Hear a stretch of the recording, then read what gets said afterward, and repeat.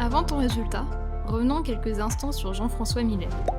Ce monsieur est un artiste du 19e siècle qui a plusieurs facettes. Peintre, pastelliste, graveur et dessinateur. Il est célèbre notamment pour ses scènes champêtres et paysannes réalistes, comme Des Glaneuses, Un Vanneur, L'Angélus. Mais il cherche à partir de Paris en 1849. C'est là où tu interviens et que tu as choisi de lui faire rencontrer Eugène Delacroix. Delacroix est un grand peintre du 19e siècle. Tu connais peut-être, très certainement, quelques-uns de ses tableaux. La mort de Sardanapale, la Grèce sur les ruines de Missolonghi, la liberté guidant le peuple. Après une longue conversation, ces derniers décident de partir à Barbizon. Ce petit village est un lieu de convivialité et de travail au sein de la nature, où les artistes y peignent beaucoup les paysages. L'ambiance est donnée par la lumière et le climat, et non plus par la vision imaginaire romantique prédominante à l'époque.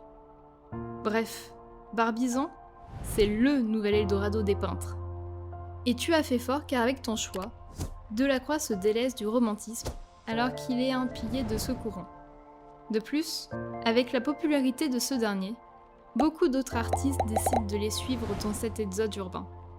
Grâce à toi, le style de l'école de Barbizon se développe davantage, devient un mouvement majeur et se précise.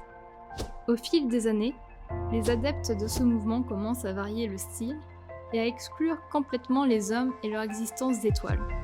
Les années défilent jusqu'à un événement tragique, la Première Guerre mondiale. Les artistes en ressortent meurtris et créent le mouvement Contre-humanisme.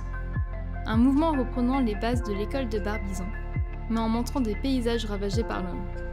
De plus, ce mouvement se veut faire opposition à celui de l'humanisme, qui est un courant artistique et de pensée apparu au XVe siècle en Italie, plaçant l'être humain au centre de toute préoccupation, honorant ses valeurs. Toutes nos félicitations! Tu es parvenu à développer un style et à en créer un tout nouveau. Cependant, il est tout de même bon de noter que la Première Guerre mondiale a réellement influencé les artistes et a créé des mouvements comme le dadaïsme, un mouvement protestataire contre les canons esthétiques dominants de l'époque. Alors, prêt pour une nouvelle uchronie ?